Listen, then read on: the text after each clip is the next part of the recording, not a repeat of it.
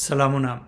زموږ د مخکې مو د ایټالوي خبريالي اوریانا فیلاچي پر کتاب باندې خبرې کړې وي، انټرویو وذ هیستوري. خو نن په یو بل داسې کتاب خبرې کوو چې هغه خامخا ځکه لوستل دي که څوک د افغانستان په سیاست او یا هسې له سیاست سره دلچسپي وي او غواړي خبر سي هغه وګوري. وجه دا چې دا یو بنګالي لیکوال لیکلی دی او تاسو ته به معلومه سي چې په افغانستان کې چې کله غازي امان الله خان اصلاحات کوي او بیا پر ضد باندې کم پاڅون کېږي، ته د هر څه په خپلو سترګو لیدلي، تجربه کړي او تر یو سختو کړاوونو تیر شوي دي. د دې لیکوال نوم دی سید مجتبی علي او د کتاب نوم دی دیشي بدیشي. دا تاسو به وینئ دا کتاب دی او دا اصلا دی په بنګالي ژبه کې، خو زموږ د بي بي سي پخوانی مشر دی خپلم بنګالی دی، په کلکتا او په هندوستان کې اوسي. نازش افروز هغه ژباړلی دی. د ژباړلو خبره هم ډېره دلچسپه ده. So I read it when I was 18 years old, and I immediately I fell for the book. You have read it yourself. You know this book has that kind of attraction for so many reasons. So that book stayed with me, and it so happened that it almost became like a Bible to me. So it was there in my book rack, and I would read it at least 2-3 times a year. مجتبی علي د بنګال یو له لوی لیکوالانو څخه ګڼل کېږي، ځکه ویل کېږي چې د اول خو د سبق ویلی یم د رابندرنات ټیګور په پوهنتون کې دی، شانتی نکیتن کې، او هلته سبق ویلی دی او د هغه په شاګردانو کې دی د رابندرنات ټیګور. او رابندرنات ټیګور خپله ډېر د ادب نوبل انعام ګټلی دی او چې په دې تفصیل کې زما به بیا ډېر اوږده. په دې شانتی نکیتن کې غني خان یعنی د باچا خان زوی هغه هم سبق ویلی دی. نو سید مجتبی علي چې دی هغه افغانستان ته له کلکتې زره روانېږي، بیا کابل ته ځي. وجه دا ده چې د ښوونکي او استاد په توګه باندې ځي. هغه وخت کې غازي امان الله خان چې دی هغه په افغانستان کې ډېر اصلاحات کول او د دې اصلاحاتو کې یو د تعلیم اصلاحات هم او د نړۍ له مختلفو سیمو څخه ښه استادان راغونډ کړي وو. نو سید مجتبی علي هم په دې کې غوره شو، که څه هم و بنګالی خو د ده ژبې ډېرې زده وې. نازش افروز سره ما خبرې کولې هم د دې پروګرام دپاره او مرکه ورسره کوله، نو هغه راته وویلې چې سید مجتبی علي چې دی هغه تقریبا په یوه وخت کې 12-14 ژبې زده وې. Mustafa Ali was a polyglot.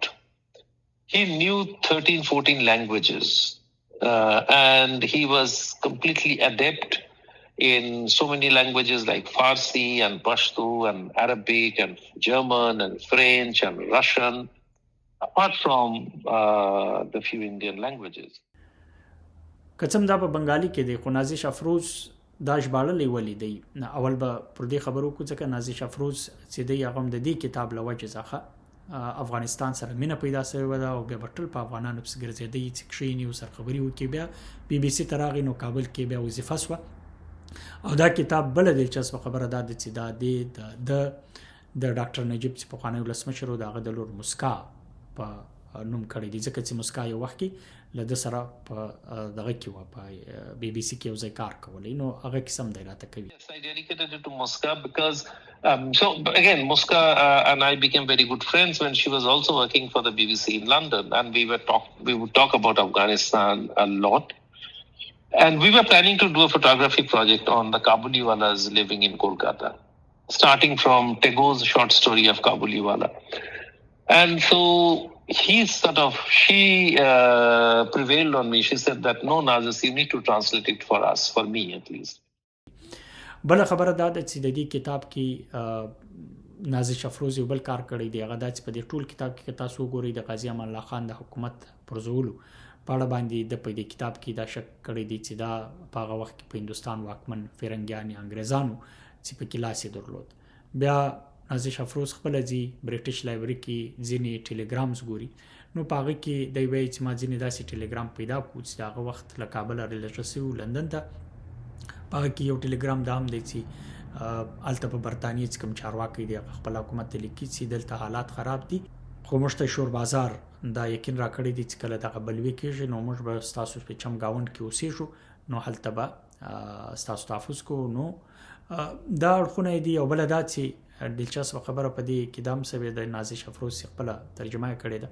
هغه وایي چې ما د غازي امان الله خان له لور هندیه سره ولیدل او لاغې پښتنه وکړه تاسو مطلب موږ اوریدلی دي چې کله تاسو په هند کې واسطه او تاسو ایټالیا ته تللی نو ستانوم چې دی هغه د هندستان مهاتما ګاندھی اسما پلار ته تجویز کړی نو هغه دلچسپ خبردار ته چې هو نوم خو تجویز کړی خو هغه د پاکستان چې بیا جوړونکو محمد علي جناح ملاقات کړی نو هغه دا ورته ویل چې تاسو په دې باندې د هندیا نوم چي دی له هندستان سره تاسو تړون پر ځای پاتې سي دا ډېر دلچسپ وخت پر دې بار پاس کړ نو سید مجتبی علي له کلکتې را روانې شي او بیا راځي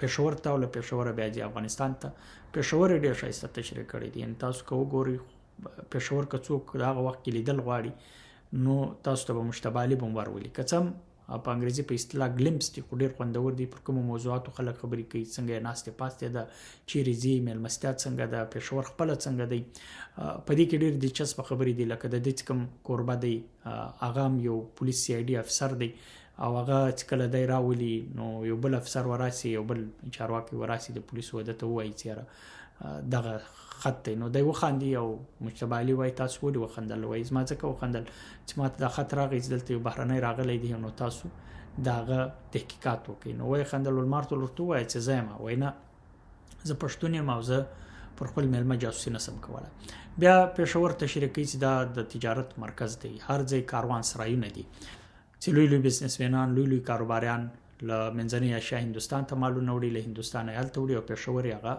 مرکز دی نو هلته د په دې کتاب کې لیکل شوي دي چې تاسو د پېښور په یو سرای کې چې د روسیانو غم سته تاجکیانو غم سته ترکانو غم سته د دنیا جهان د خپل سرایونه هر چا جوړ کړي دی وایي که تاسو یو میاشت په پېښور کې تیره کوي نو ممکنه ده تاسو تر 10 زیاتو ژبې زده کړئ یعنې دومرې له رنګه ډک له ډایورسټیزه ډک له ښایسته ډک بیا د پېښور بازارونه ځای تشریح کوي او بیا هلته خلک موټران چلوي ډېره ښه دلچسپه خبره کوي ځکه د دې مشهوره په دې دی چې د مزاح کوم حس دی هغه ډېر خوندور دی او په کتاب کې ښکاري لکه دی وایي چې هلته په هندوستان کې خلک له موټره ځان ګوري که نه چې لار ورکړي وایي دلته موټر مطلب موټر روان وي دی ځان ته لار پیدا کوي او خلک دومرې غم نه کوي چې ورته ګوري یعنې لار ورکړي بیا دی د شینوارو د مومندو د دې خبره کوي بیا د پېښور د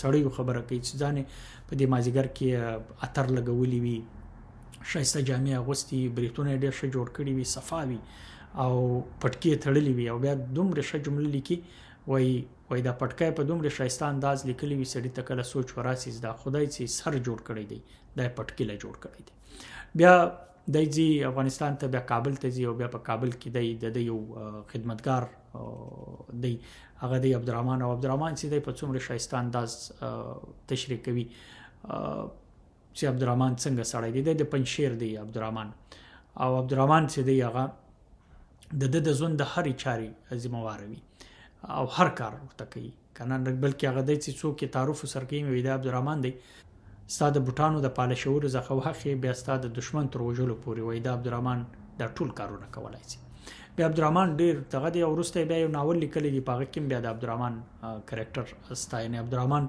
د ډېر ښه تشریح کړی دی او د هغه له سترګو افغانستان ګوري بیا دی په افغانستان کې دا قاضي امان الله خان ډېر غټ تحولات او اصلاحات او ریفارمز کوي او دی مخامخ دا ویني او دی د هغه عیني شاهد دی او بیا پر خلکو یې اثر څه دی هغه روز د خلکو سره دی خبرې کوي د هغو له لارې څخه د هغو ریاکشن رد عمل خلک څنګه باچا ته ګوري د باچا د اصلاحاتو ته څنګه ګوري او دا تحولات یا دا ریفارمز داسې انداز باندې کېږي لکه مثال دی یو ځای وایي چې باچا یو حکم کړی و چې له سبا څخه به ټول دکانو کې میز او چوکۍ وي او دی بغیر پر دې تړو پر دې مځکه پر دې کارپېټو پر دې غالیچو په غالیو په دې ناستې نسته نو دی وایي ټول کابل شټر یعنی دکانونه بند شوي وو ځکه چا سرونه څه یا بله ورځ دی دا وایي چې زه ناست وم عبدالرحمن راغی عبدالرحمن ما پېژندلی نه چې نور هر څه خوراک شاک هر څه هغسې وو چې ومکتې درېشۍ اغوستې ده پوښتنه مو وکړه چې ته خو بیخي یعنې د ستا درېشۍ او بلکې دی دا هغه لیکي چې 6 فوټه او 2 انچه ولي او ډېر غټ او پر ده باندې هغه درېشۍ هم سمه نه راتله هغه ځکه باچا حکم کړی نو هر چا به درېشۍ تړله او دی وایي چې بیا زه کله بازار ته ووتم نو د افغانستان سره ډېره مینه وي. دی وایي چې ښار ته ووتم، په ښار کې وروره څوک یو ښار ډېر کم خلک راغلي د درېشي نه وي ورسره، او چا وروره په یو انداز کې مطلب اچولې وي، چا په بل انداز، د چا پتلون کم و، د چا ټایي نه وه، د چا بیا جاکټ نه و. نو دی وایي داسې لکه یو تیټر چې د ټوکو.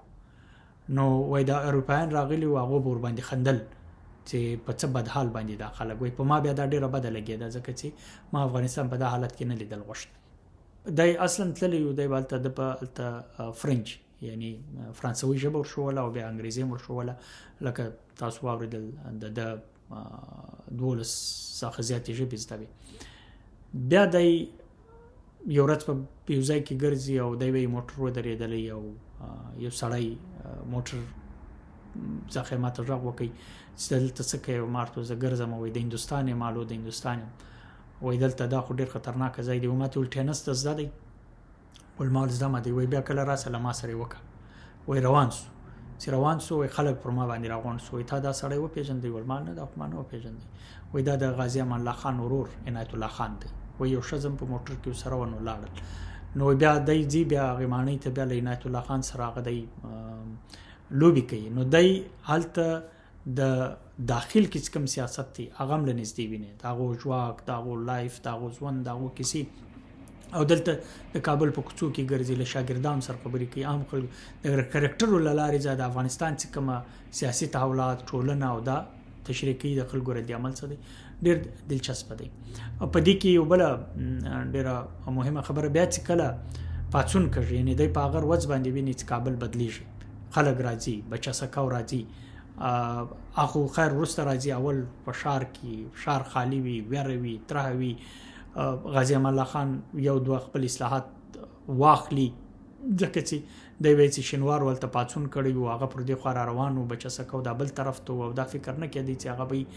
نو بیا چې کابل کې کومه اړی ګړی دی، چې کوم پریشانی ده او چې کوم غیر یقیني صورتحال دی، دا دی د کرکټر دی خپله په ډېر داسې حالت کې بیا ټول بهرنیان وځي. دی ځکه نسي وتلی چې دی انګریزان وایي چې دا ستا حق نه دی چې موږ ته. بهرحال بیا دی په کابل کې پاتې سي، او په کابل کې دننه بیا دی داسې یو حالت ته ورسېږي چې له لوږې مري، ځکه چې په کابل کې هیڅ نه وي. او بیا چې دا کوم تحولات د دې خصوص ډېر په تفصیل کې نسم تللی، تاسو به دومره معلومات ترلاسه کړئ چې په کابل کې اصلا کېدل څه، بچه سکاو څنګه راغی، څنګه جوړ سو، دی و څوک، د کوم ځای و، له کومه طرفه راغی، څنګه داسې ناڅاپه راغی. نو دا ټولې کیسې چې دي هغه پکې لیکلي دي. زه ډېر تفصیل ځکه نه وایم چې دا ویډیو به اوږده سي. بیا دی له لوږې تقریبا مري. بیا دغه عبدالرحمن ورته وایي چې ډېر د هغه افغانیت او ډېر زیات خدمت یې کوي ده، او هغه بیا دته سلیماني چای ورکوي، سلیماني چای باندې ځکه چې لوږه یې ختم سي، هیڅ نه وي، خو په یې طریقه دی له هغه ځایه راوځي. مقصد دا کتاب ډېر مهم دی، او د نازش افروز په وینا باندې چې نه یوازې د هغه اړخه چې دا د افغانستان دپاره دی، بلکې دا په ادبیاتو کې د بنګال ډېر لوی ارزښت لري. Mustafa Ali passed away in 1974. But this particular book and his other books, so it's 50 years that he's not there with us, but his books sell. And Deshe Videshi is one of the books that still sells in thousands, both in West Bengal, in India, and in Bangladesh.